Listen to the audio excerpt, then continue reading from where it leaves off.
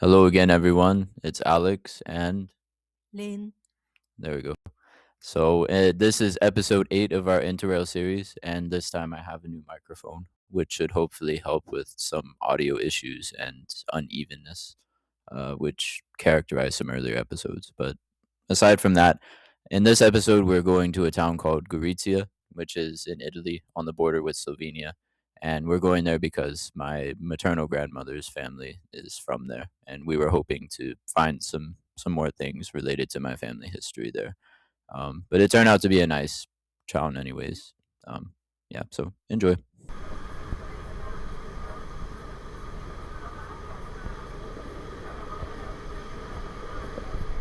Here you'll see some videos of our rail journey from Ljubljana up to Jesenice and then down to Nova Gorica, which is a twin town with Gorizia on the border with Italy.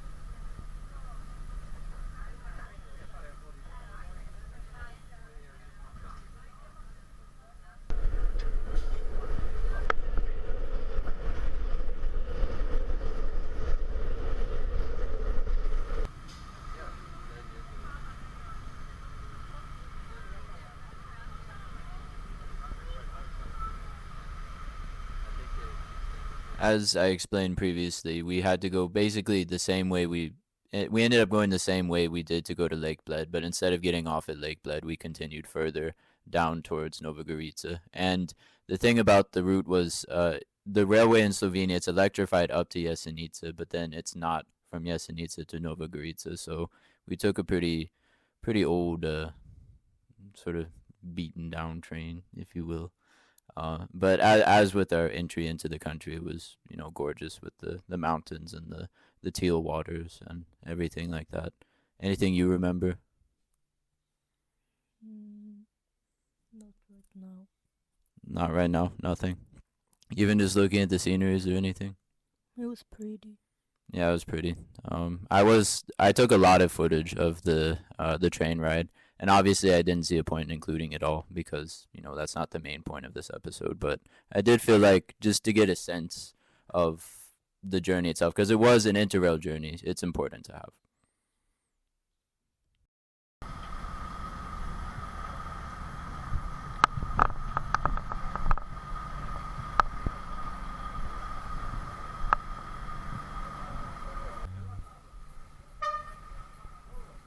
Can we even go into the station building?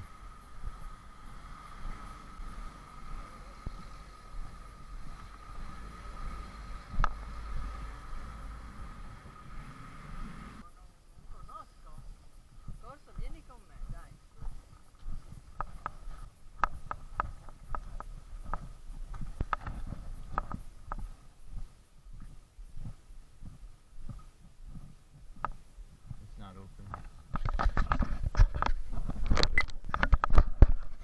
We'll do an update on the boundary. We can just sit for a bit and contemplate. All right, we finally made it. We are in two countries right now. The boundary between Slovenia and Italy runs through here. They have a square over there where you can usually have more room to take photos, but it's under construction. So right now, I'm in Slovenia, Lynn's in Italy, and the station building is closed, so public transport doesn't seem to be an option, so we're just gonna have to gut it out and walk to the hotel in Italy. Yeah, the station's over there in Slovenia, and the square is behind those barricades. So, how does it feel? Mm, We can do a symbolic handshake across the border. Do like this. I'm tired. Yeah, I know. Well, we I'm can. hot. Yeah. Well, at least it's the evening now. So, and there's the boundary. I'll take more pictures of it, but we'll. Yeah. Bye Anything else? bye. Bye bye. Okay.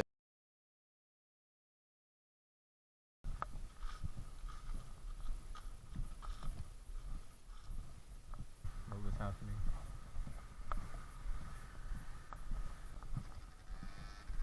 Have you ever experienced this? Walking between two countries? What you'll see here is our journey from Nova Gorizia station in Slovenia into Gorizia in Italy. As I mentioned, the station itself was not open and we didn't really know what to do for public transport, so it made sense just to walk, even though it ended up being about 40 minutes, but there wasn't much we could do. Um, yeah. Anything you remember about the walk?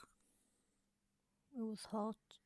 It was hot even later in the day. I felt like at that point it had already started to cool off, but it was hot throughout the trip. I mean, that's basically your go-to comment. Every time I ask you, what do you think, or how is it, or anything you want to say, it's hot. Yes, we know it's hot, but the city itself was nice.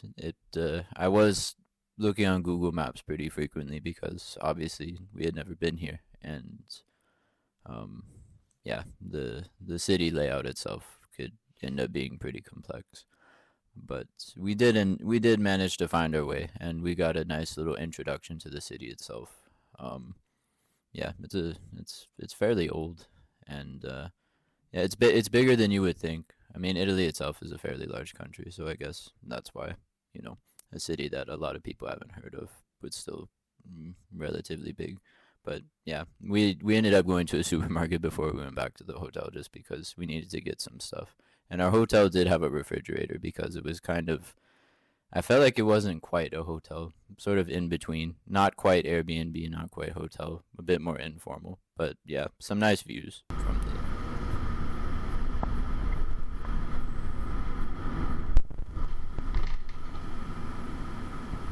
The next morning, we were off to another town in Slovenia called Šempeter pri Gorici, which used to be a suburb of Gorizia in Italy, but then after World War II, it was divided and separated from Italy and became part of what was then Yugoslavia. We didn't feel like walking such a long distance again, so we did find a bus. It did come, and we did make it right to the border of Slovenia, which is where we needed to be. So worked out. All right. Good morning. So it's the 19th. Just before 11, we just arrived in Slovenia after walking into it again. This time in another part, we took the bus. Thankfully, it came, so we didn't have to walk 40 minutes here. Now we have to walk maybe like 9-10 minutes to a church that my mom says is where her mother, my grandmother, was married. And then we'll also try to find the graves of my great grandparents, which should be in the vicinity. Thought they were in Italy, but they're in Slovenia. So yeah, let's see what we can find. Any comment? I don't know. It's hot. That's always your comment. Why do I even ask you? Okay, well that's enough for now then. Bye-bye. Yeah, going into this, I did know where the church was because I had researched it. My mom originally thought it was in Italian Gorizia, but it turns out it was actually in this town called Šempeter pri Gorici, which was a suburb of Gorizia in Italy when that part was a part of Italy. But then it got split up after World War II and became part of what was then Yugoslavia and is now Slovenia. We did know where the church was, and my mom had also shared with me a picture of the grave of my great grandparents and my great aunt who were buried in this town, supposedly not far from the church. So we decided to walk around and then see what we could find.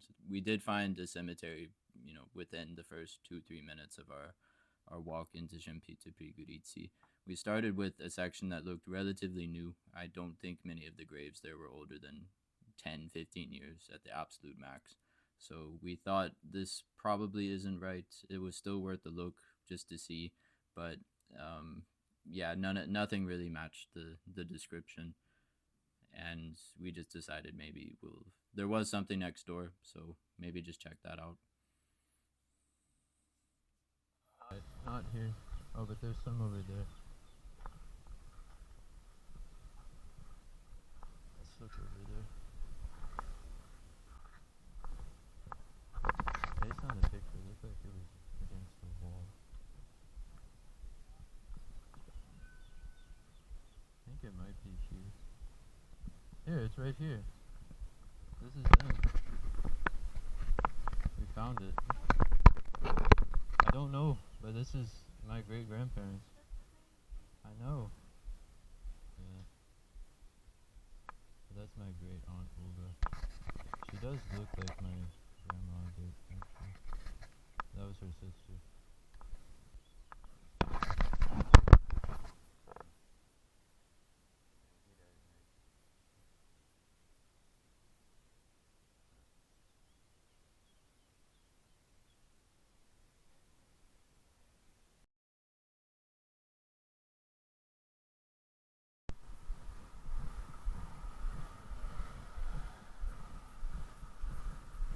What you saw in the video footage is actually how it happened. We went into the new cemetery, didn't find anything, went to the older cemetery, and boom, the grave was right in front of us as soon as we walked in front of the gate. That was something we did not expect. I mean, this was, of course, a small town. We didn't expect to spend all day trying to find the graves because there were only maybe like 2, 3 cemeteries. But even then, I mean, it probably saved us a good, anywhere from 20 minutes to an hour of searching, considering how many graves there were around there. So afterwards, we, as I said previously, headed towards the church where my maternal grandparents got married. The English translation is St. Peter's Church. I don't quite remember how to say it in Slovene. I have not acquired mastery in the language as of yet. You can ask me again in a few years. The town itself was quite charming, obviously smaller than Old Gorizia, because this used to be a suburb of Old Gorizia, actually.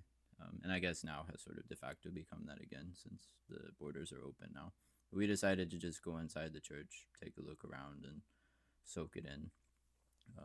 Yeah, some moments of quiet contemplation, as well as just thinking about, so much I didn't know about my family and all that. I thought they were Italian through and through. Turns out they were ethnic Slovenes, and this was their home. So it was neat. I would like to go back and spend more time there just to see if I can connect more and learn more, but we'll see. And if you are there, get the gelato next to the church.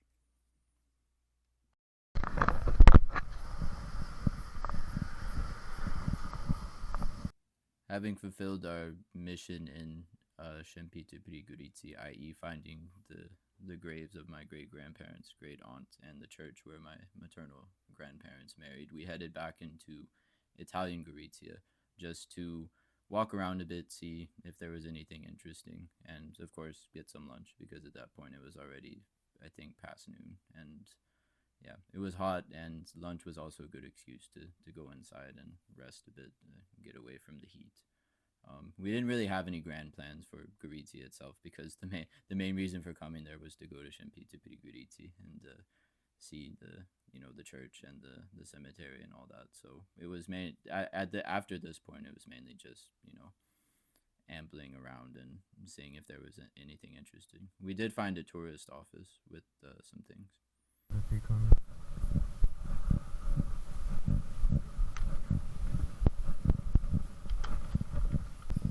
Seems like a lot of things are. Oh, a lot of people have lunch breaks. That's why so many things are closed right now. That's funny. I was like, why are so many things closed? Following our lunch and not really sure what else to do in Gorizia for the time being, we decided to actually head back the way we came to Nova Gorica in Slovenia again. And one thing we did discover is that in Italy, in the afternoons, there many things close for just 2-3 hours and don't open up again until the evening. So it ends up being kind of a ghost town, walking around that time. So culture shock. You can see the border on the road.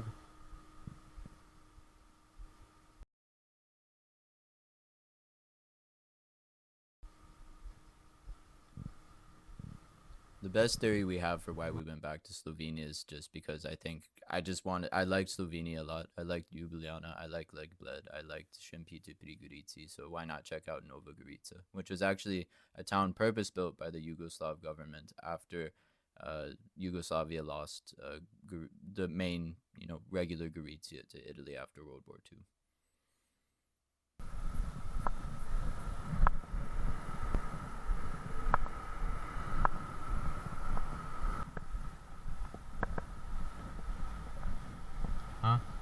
Huh? cops going after him. Following our brief hop over to Nova Gorizia, we did take the bus back part of the way to regular Gorizia, well, old Gorizia, and then walked around a bit, and then headed up to the castle. Is this the city? I think so.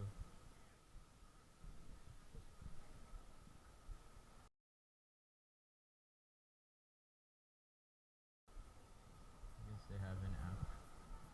Let's we weren't entirely sure what else to do in Gorizia, and one of the most prominent things you see it on the hill in the town is a castle, Gorizia Castle. I don't remember the entire history of it, and I don't feel like researching it right now, but it was at least it was something to do. It had cooled off a bit since it had gotten cloudier, and there was seemingly some rain on the way. We did also buy a local Gorizian puff pastry specialty, which I'll show a picture of later. But yeah. It says the castle. The hike up to the castle wasn't too bad. It did offer a chance for us to get some nice views and a bit fresher air away from cars and too many people. The castle itself was actually closed by this point because we had arrived there. I think the time was around 7:30 in the evening. Still plenty of daylight, still plenty of people out, and restaurants were also beginning to open up again after many of them finished with their long afternoon breaks and prepared for the dinner crowd. But it was cool. It was cool to go up. Anything you remember about the castle or Gorizia in general? I liked it. It was cute. It was cute. Yeah. But a castle is supposed to be fierce. It's not supposed to be cute. You can't call a castle cute. I think they would kill you for that. The town was cute. Yeah, the town was cute. The town was cute, and I didn't. They did have little markers in the town about the local history and an app even you could use, which I do mention with the city map I showed a little earlier. We, yeah, it was pretty cool. The efforts they went to tell visitors more about the town and its history. And if the castle had been open, we probably would have been, or I would have been willing to pay to go in. But unfortunately, we were leaving tomorrow to go to Milan, so we weren't, it wasn't in the cards to come back and yeah, try and look around inside. But just as well, rain was on the way, and at this point, we knew we probably should start heading back to the hotel. Otherwise, we were going to get rained on. Huh? Rain? Oh, yeah, I see so. Okay.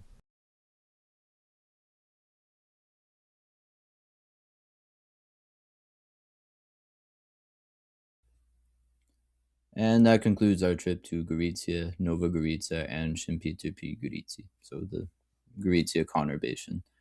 Thanks again for watching, and don't miss our next episode where we go actually to three places. Well, actually, four places in one day. We start in Gorizia, then we head to Trieste, then Venice for a brief stopover, and finally Milan, which will actually be an episode in its own right. So, yeah, hopefully you want to watch that as well. So, yeah. See you.